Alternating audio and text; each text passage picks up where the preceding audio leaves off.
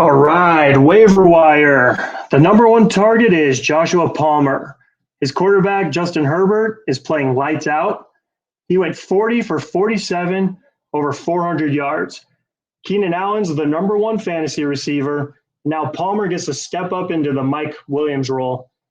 Williams had 24 targets, 19 catches, 250 yards, but left the game in the third quarter with a season-ending injury.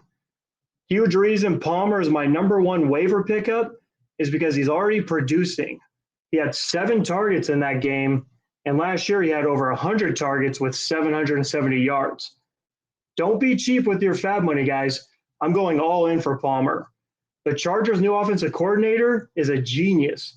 Last year he had the number one offense over in Dallas with Dak Prescott.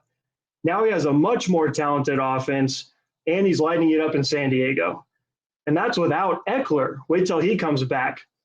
If you don't get Palmer, go grab the rookie Quentin Johnson.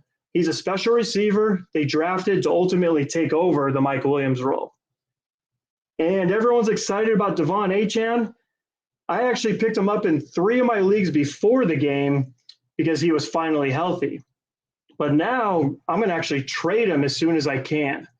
This is the highest value he will ever be because the Dolphins running back room is a nightmare.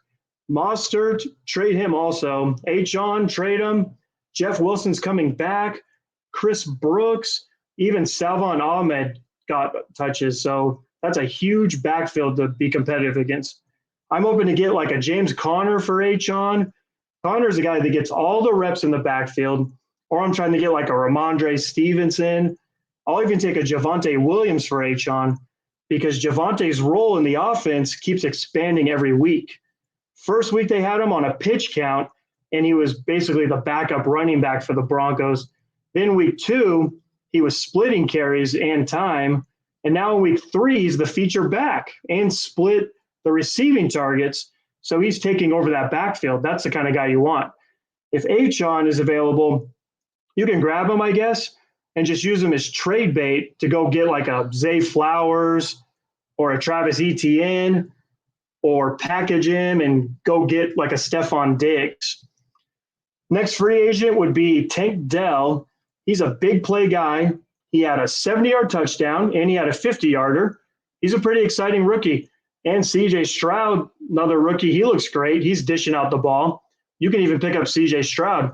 Also, there is some tight end help available finally. Sam Laporta, rookie Lions tight end. He's the number 2 tight end, and he's available in 35% of leagues, guys. He's playing Thursday night against this Packer team right here. And you can even get the tight end for the Packers, Luke Musgrave. He almost got a 50-yard touchdown. He runs a lot of routes. I pick them both up before the game, and whoever performs better, you keep and drop the other one. Now, if you need help at wide receiver, see if Elijah Moore is available. He gets a ton of targets. He's already got 25. And there's a rumor he could end up taking the number 1 wide receiver spot from Amari Cooper by the end of the season. Now, a good sleeper is running back Zach Evans. He's the backup for the Rams. He might end up outshining Kyron Williams over the next few weeks. Now, another wide receiver you could get is Zay Jones. He's only in 37% of rosters. He was hurt last week, but if he plays, he's taking snaps from Christian Kirk, and he gets a lot of targets.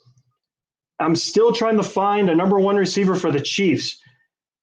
There's Rashid Rice and Sky Moore. I would look into either of those guys. The Giants need a number 1 wide receiver. Wan'Dale Robinson tore his ACL last year, but he was having a hell of a game before that. He had a touchdown, over 100 receiving yards, so Wan'Dale Robinson could come on strong. Another receiver coming back from injury is DJ Chark. He's looking healthy finally. He had 86 yards last week. And also C.J. Stroud, that guy threw for 380 yards in week 2.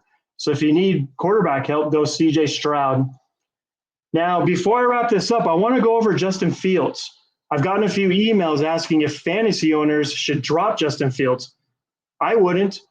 Hopefully I can talk you out of this by showing you Fields' 2022 fantasy numbers. He started off slow last year. Week 1, 13 points. then 10, 6, 12. Then he got 19, 19, 27, 26, 43, 40, 25, 20, 23. They are going to start calling running plays for Fields. If anything, I would try to trade for Justin Fields. Talk to his fantasy owner before waivers go through tonight, because he might actually get dropped in your league. So try and trade for him so you don't have to use your fab money on him. You'll see a lot of Fields owners drop Fields for CJ Stroud. I want to end this by thanking all the NFL players that have been playing hurt. Hopkins, Amon-Ra St. Brown. Joe Burrow obviously looks hurt out there. Puka's banged up. Breece Hall is still healing. These guys put their health on the line for our entertainment, so I'm sure we all appreciate that. Good luck in week 4, guys. If you want some free advice on your rosters, like who to trade or who to start, find me on Instagram at football.stiffarmy. Also, subscribe and leave a comment predicting the #1 fantasy receiver for week 4. And if you're right, I'll be picking one of you from the winners to send you $20. Thanks.